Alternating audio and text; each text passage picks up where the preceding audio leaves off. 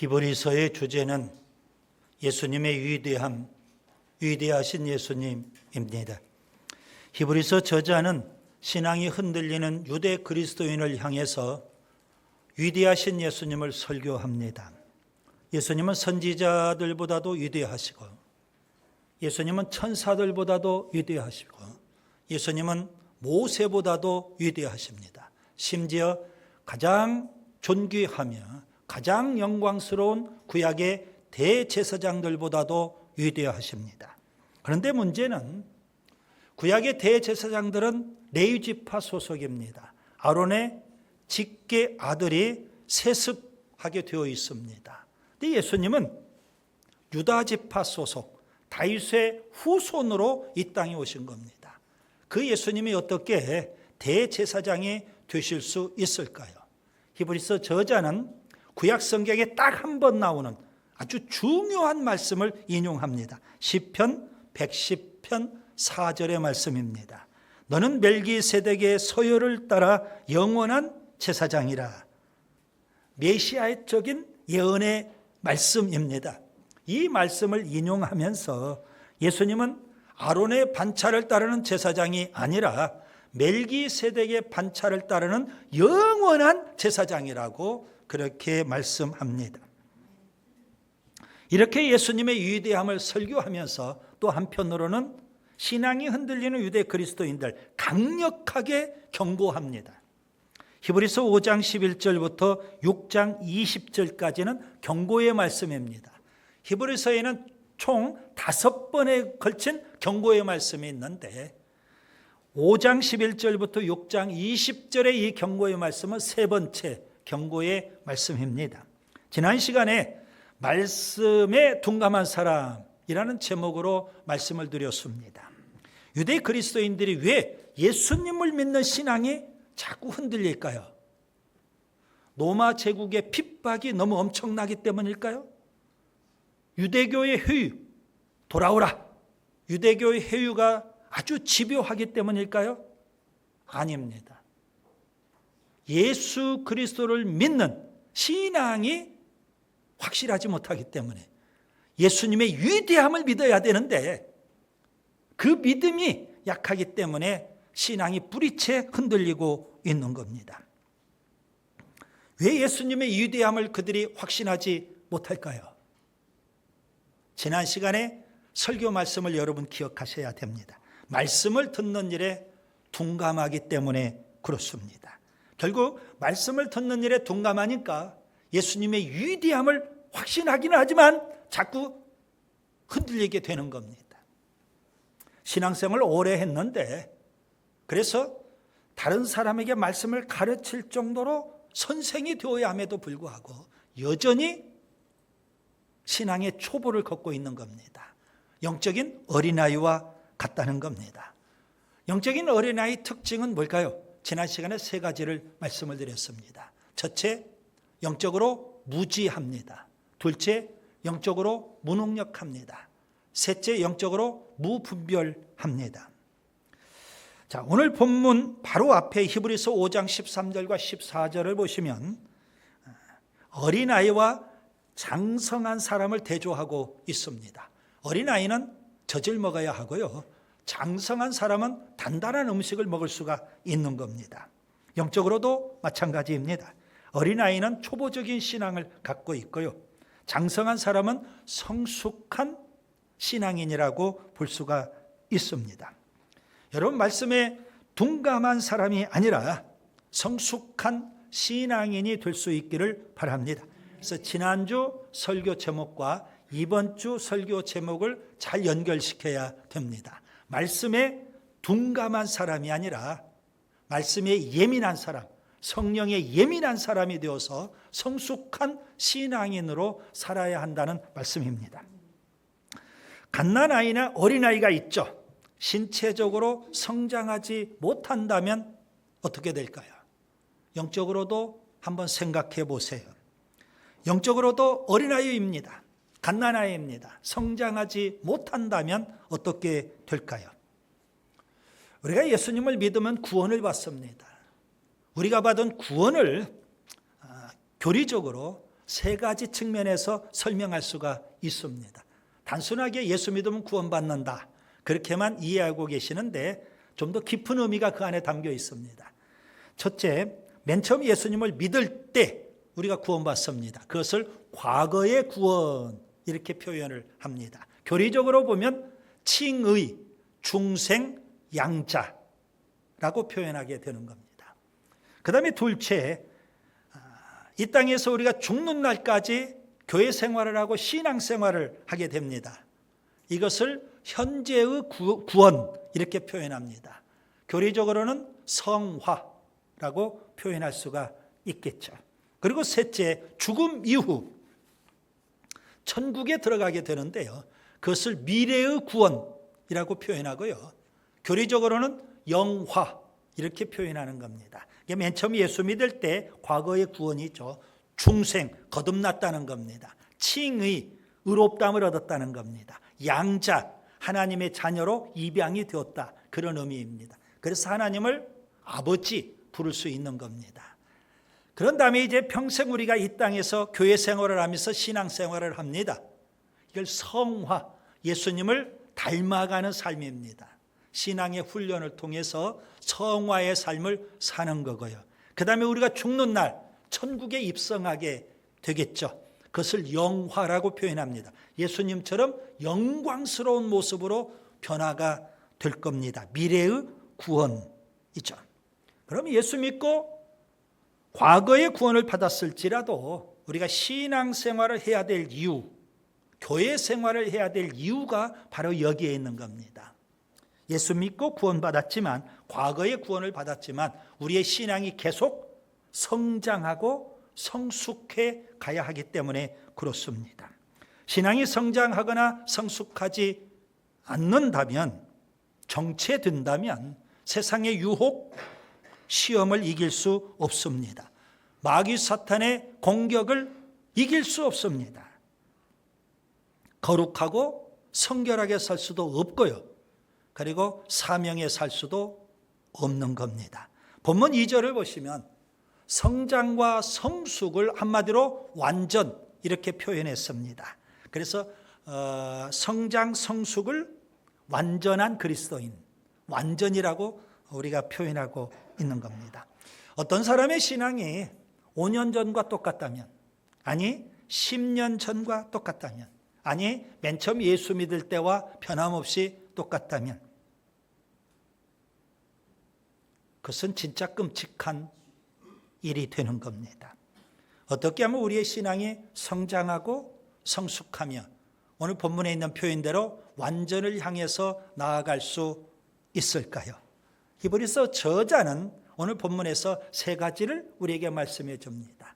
우리의 신앙이 성장하고 성숙해지고 완전을 향해서 나아갈 수 있는 것 세 가지입니다. 첫째, 신앙의 초보를 버려야 합니다. 본문 1절부터 3절을 보겠습니다. 여러분, 여기 초보를 버려라는 말씀, 우리가 오해를 하면 안 됩니다. 버리라고 하니까 이 초보적인 진리가 별로 쓸모가 없으니까 폐기하라, 쓰레기통에 처박아라, 그런 의미가 아니라는 겁니다.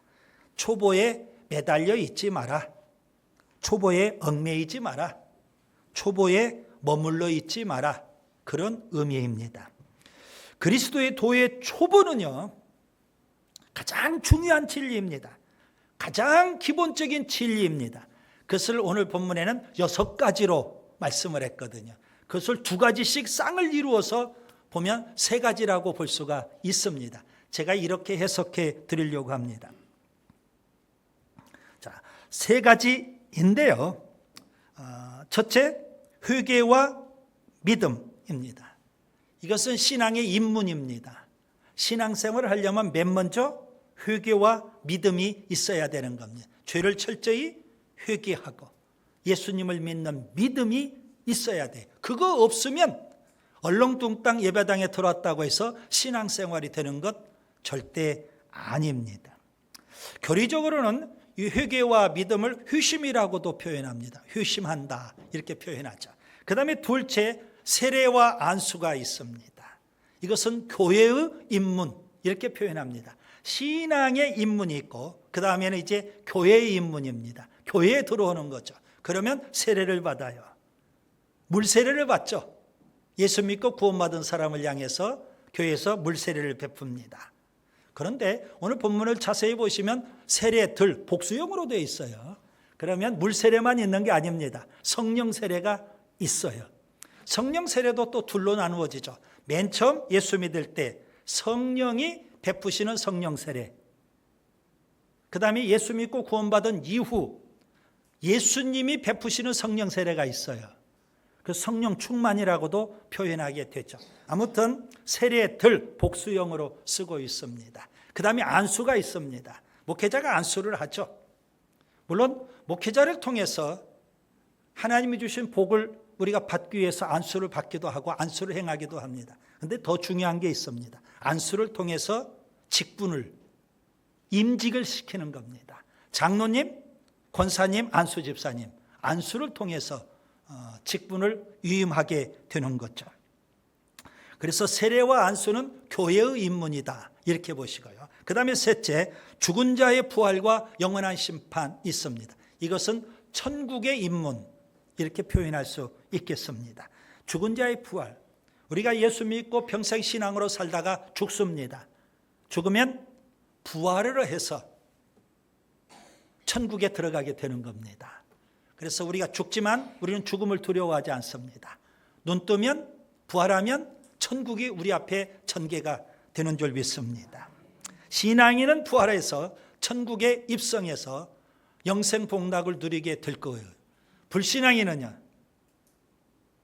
심판을 받고 최후의 심판을 받고 지옥에서 영원히 불구덩이에서 고통을 당하게 될 겁니다. 아무튼 여러분, 신앙의 기초, 기본을 탄탄하게 해야만 되는 겁니다. 이 6가지는 신앙의 입문이기도 하고 교회의 입문이고 천국의 입문인 그런 아주 중요한 핵심적인 진리입니다. 이것을 버려라고 해서 쓰레기통에 처박아 버리라, 그런 의미가 아니라는 겁니다. 그런 기본적인 진리에서 머물러 있으면 안 된다, 그런 의미가 되겠죠. 신앙은 계속 성장해야 되거든요. 우리가 신앙의 성장과 성숙, 완전을 향해서 믿음으로 열심히 나아가면 하나님은 우리에게 은혜를 베풀어 주십니다. 그래서 우리가 신앙이 성장하게 돼요. 예를 들면 농부가 밭에 씨를 뿌려야 됩니다. 그러면 하나님은요, 성장을 주시는 겁니다. 씨를 뿌리고 거름을 주고 잡초를 제거하고 물을 주고 우리가 할 노력을 다 해야 됩니다. 그러면 하나님은 성장과 열매를 주시는 겁니다. 그래서 여러분, 신앙의 성장과 성숙, 완전은 하나님의 은혜입니다. 그래서 오늘 본문 3절에 이렇게 표현하고 있죠. 하나님께서 허락하시면 우리가 이것을 하리라. 신앙이 성장하고 성숙하며 완전을 향해서 나아갈 수 있다는 겁니다. 그래서 여러분, 신앙의 성장과 성숙은 하나님의 은혜이고 하나님의 뜻입니다. 그리고 하나님의 명령인 줄 믿습니다. 바울은요, 평생 사명에 살았습니다. 다메섹에서 예수님을 믿고 평생 사명에 살아요. 사도행전에 보면 그가 모든 고난, 위험, 그 모든 것들을 다 겪으면서 주님을 위해서 수고를 다했어요. 그렇게 달려갈 길을 달려왔던 바울 아닙니까? 그는 이런 고백을 해요. 고린도전서 15장 10절에 보면 나의 나 된 것은 하나님의 은혜로 된 것이다 고백합니다. 본인이 믿음으로 수고했어요. 죽도록 충성을 다했어요. 그럼에도 불구하고 그는 지금 현재 내 모습 이대로 하나님의 은혜였다 고백하는 겁니다. 신앙의 성장과 성숙, 우리가 노력해야 됩니다. 우리의 책임입니다. 그러면 하나님이 은혜를 주셔서 우리가 성장, 성숙해지고 완전을 향해서 나아가게 되는 줄 믿습니다. 자, 둘째, 영적 타락을 조심해야 됩니다. 성장과 성숙, 완전을 향해 나아갈 때 우리가 정말 조심할 게 있습니다. 영적 타락입니다. 본문 4절부터 8절을 보겠습니다. 여러분, 본문 4절과 5절에 보면 성자와 성숙 완전을 향해서 우리가 나아갈 때 하나님께서 주시는 구체적인 은혜 5가지를 언급하고 있습니다. 이 5가지를 우리가 체험하면 신앙이 성장하고 성숙해 갈 수 있다는 거죠. 자, 첫째는 빛을 받습니다. 어두운 가운데 살던 우리들 복음의 빛을 받게 되고요, 빛 대신 예수님을 영접하게 되고요, 구원의 빛이 임해서 내 인생의 어둠이 다 물러가기 시작하는 겁니다. 둘째, 하늘의 은사를 맛보게 됩니다. 성령이 주시는 은사가 있어요. 예수님이 주시는 직분이 있어요. 그리고 하나님이 주신 사역이 있어요. 이런 걸 갖고 우리가 교회 공동체를 열심히 섬겨갈 수가 있게 됩니다. 셋째, 성령에 참여합니다. 성령으로 충만함을 받고 성령의 인도함을 받으며 성령의 사람으로 살게 되는 겁니다. 넷째, 하나님의 선한 말씀을 맛본다고 그랬어요. 히브리서 저자는 분명 하나님의 선한 말씀을 깊이 알고 있는 사람이 있죠. 하나님의 말씀을 깊이 깨닫게 되고 말씀으로 무장해서 말씀의 사람으로 살게 되는 겁니다. 그 다음에 다섯째, 내세의 능력을 맛봅니다. 죽음이 두렵지 않습니다. 왜요? 천국이 내 안에 있거든요. 아멘. 네. 천국을 소망하게 됩니다. 이 땅에서도 천국을 누리며 살고요, 예수님의 재림을 간절히 사모하게 될 겁니다. 여러분, 이러한 체험을 하면 대단한 신앙인이라고 우리가 볼 수 있지 않습니까? 그런데 본문 5절에 보시면 히브리서 저자는 아주 충격적인 말씀을 우리에게 주고 있습니다. 영적으로 타락할 수도 있다, 이겁니다. 여러분, 이 5가지를 체험한 사람들은 그냥 초신자가 아닐 겁니다. 신앙을 깊이 체험한 사람들, 그리고 신앙이 성장하고 아주 성숙하고 거의 완전 상태에 이르는 그런 사람이라고 보시면 돼요. 교회 공동체에 적용하면요, 목회자 혹은 중직자일 수 있겠죠. 그런데 우리가 기억해야 돼요. 목회자든 중직자든 영적인 체험을 깊이 한 사람이든 타락할 수 있다는 것을 히브리서 저자가 경고하고 있습니다. 타락에는 크게 2가지가 있죠. 교리적인 타락도 있고 윤리적인 타락이 있습니다. 교리적인 타락은요, 교만해 가지고 성경을 자기 마음대로 해석을 해요. 그래서 이단에 빠지기도 하고 이단의 미혹에 넘어지기도 합니다. 윤리적인 타락은요, 우리 모두가 자유로울 수 없을 겁니다. 성적인 타락에 넘어지기도 하고요. 아무리 깊은 영적 체험이 있어도, 아무리 목사든 장로든 중직자이든 성적 타락에 넘어지기도 해요. 물질의 탐욕에 넘어지기도 해요. 명예, 권세 이런 탐욕에 넘어지기도 하거든요. 타락의 현상이 있어요. 종교개혁자 칼빈을 잘 아실 겁니다. 그가 성도의 견인이라는 신학을 주장했습니다. 성도의 견인은 뭘까요? 하나님이 우리를 선택하셨기 때문에 끝까지 하나님이 책임져 주신다는 겁니다. 노골적으로 표현하면 우리에게는 타락이 없다, 이거죠. 오늘 본문에서는 분명 타락의 위험을 경고하고 있거든요. 바울은 이렇게 말씀합니다. 빌립보서 2장 12절, 항상 복종하여 두렵고 떨림으로 너희 구원을 이루라 했습니다. 예수님의 제자 가운데 가룟 유다가 타락했죠. 예수님을 은 30에 팔아먹었어요. 그리고 자살하고 말았습니다. 예루살렘 교회 성령이 충만하고 은혜가 충만하고 말씀이 충만합니다. 그런 예루살렘 교회에 사탄이 충만한 사람이 있어요. 아나니아 삽비라 부부입니다. 처음부터 그런 건 아니죠. 그들은 바나바를 보면서 나도 저렇게 해야 되겠다 생각을 해요. 그래서 가지고 있는 재산 밭을 팔아서 하나님 앞에 헌금하기까지 했어요. 그런 그가, 베드로가 보니까 사탄이 충만했더라. 그럴 수 있다는 거죠.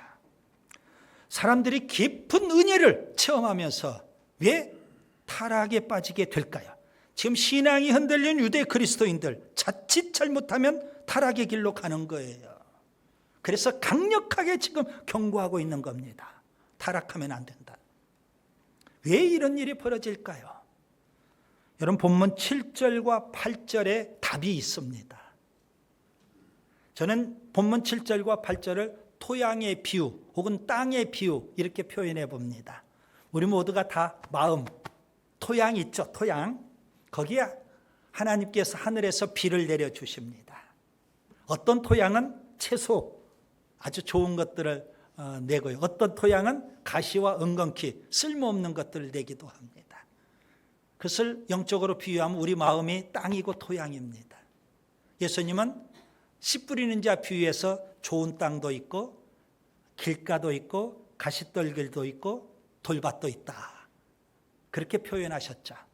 여러분, 우리의 마음을 잘 가꾸어야 됩니다. 옥토로 가꾸어야 돼요. 오늘 본문의 표현대로 채소가 나오고 알곡이 나와야 되죠. 가시나 은건키가 나와서는 안 되는 겁니다.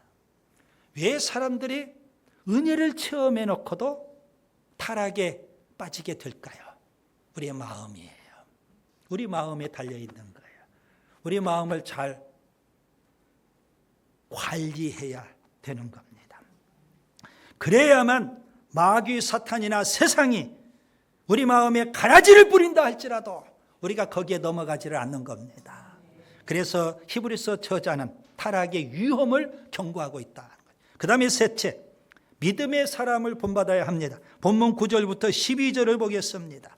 히브리서 저자는 방금 말씀드린 대로 앞선 단락에서 유대 그리스도인들에게 영적 타락을 강력하게 경고를 합니다. 아마도 우리식으로 표현하면 노파심 때문에 강력하게 경고했을 겁니다. 그런데 본문 9절에 보시면 그렇게 강력하게 경고를 했던 히브리서 저자가 분위기를 바꿉니다. 사랑하는 자들아, 사랑하는 자들아, 아주 부드러운 언어로 표현을 합니다. 그리고 본문 9절을 자세히 보시면 나는 너희들의 구원을 확신한다. 구원을 확신하고 있단 말이에요. 방금 전에는 타락을 경고하면서 이제는 아주 부드럽게 너희들이 구원받는 것을 나는 확신한다. 그 이유가 뭘까요? 본문 10절에 있습니다. 이 유대 그리스도인들이 지금은 신앙이 조금 흔들리기는 하지만 그들은 여전히 뭐예요? 하나님도 잘 섬기고 있어요. 그리고 성도들도 하나님 섬기도 잘 섬기고 있거든요. 그걸 하나님이 다 아셔요. 히브리서 저자도 알아요. 그래서 너희들은 분명 구원받은 걸 내가 확신한다. 이렇게 말씀을 해요. 그럼에도 불구하고 히브리서 저자가 지금 유대 그리스도인들이 신앙이 흔들리는데 초복 가운데 머물러 있는 그들에게 간절히 원하는 게 있어요. 그게 뭘까요? 마치 부모의 마음을 갖고 목회자의 마음을 갖고 예수님의 마음을 갖고 신앙이 흔들리는 그런 유대 그리스도인들을 바라보면서 간절히 원하는 게 있어요. 목회를 해보니까 늘 안타까운 사람이 있어요. 믿음이 한 단계 더 올라가면 좋겠는데 늘 그 단계에서 머물러 있어요. 또 어떤 사람은 신앙이 흔들리는 듯해요. 그래서 예배도 안 드리고 교회도 안 나와요. 그런 사람을 보면 너무 마음이 아파요. 어떤 사람은 문제가 있는데 그리고 목회자가 볼 때 문제가 막 다가오고 있는 것이 보이는데 정작 보이는 너무 아니래요. 기도실에 와서 좀 기도하면 얼마나 좋을까. 막 안타까운 마음이 너무 많아요. 저러다가 시험 드는데 저 신앙이 흔들리는데 아마 히브리서 저자도 그런 마음이었을 거예요. 예수님의 마음을 품고 그들에게 권면하고 있는 거예요. 본문 11절, 12절 뭐라고? 무엇을 원할까요? 목회자의 마음으로 예수님의 마음으로 신앙이 흔들리는 그들을 바라보면서 뭐라고 권면하고 있을까요? 믿음의 사람을 본받으라는 겁니다. 믿음의 사람을 본받는 자가 되면 좋겠다 이거예요. 문맥을 통해서 살펴보시면 오늘 본문 다음 13절부터는 아브라함을 언급하고 있습니다.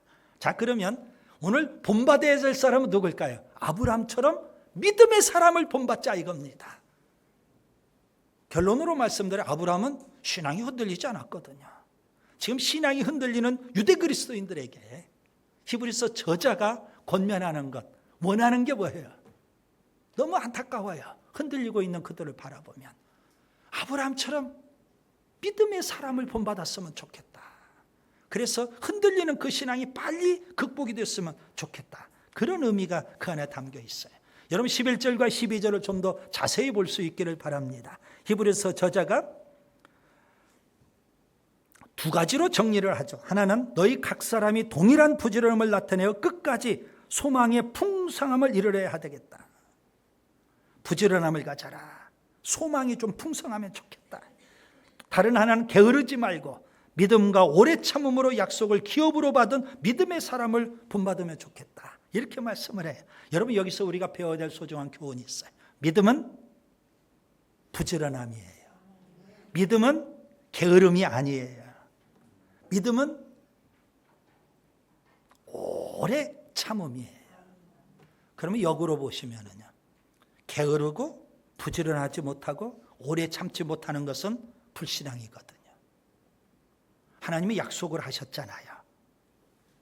그럼 그 약속을 소망하고 그 약속의 성취가 일 때까지 오래 참고 기다려야 되는데 너무 쉽게 포기해요. 너무 쉽게 시험에 들어요. 마치 출애굽했던 이스라엘 백성, 하나님은 젖과 꿀이는 가나안 땅 주시겠다 약속하셨어요. 그런데 광야 40년 동안 그들은 오래 참지를 못하고 광야에서 다 포기하고 끝내는 약속만 받았지 약속의 성취를 누리지 못했던 거예요. 지금 신앙이 흔들린 유대 그리스도인들이 그와 같은 거예요. 너무 안타깝잖아요. 믿음의 사람 아브라함을 보세요. 75세 때 하나님의 부르심을 받아요. 씨를 주시겠다. 25년 지나서 아브라함 100세 때 씨 하나 딱 주셨어요. 이삭. 25년 동안 긴 세월을 아브라함은요 오래 참고 기다렸어요. 오히려 약속이 더 풍성하도록 그 약속을 더 붙잡았어요. 끝까지 붙잡고. 그가 99세 때 포기했어요? 아니에요. 많은 사람들이 아브라함과 비교하면 99세 때 포기해버려요.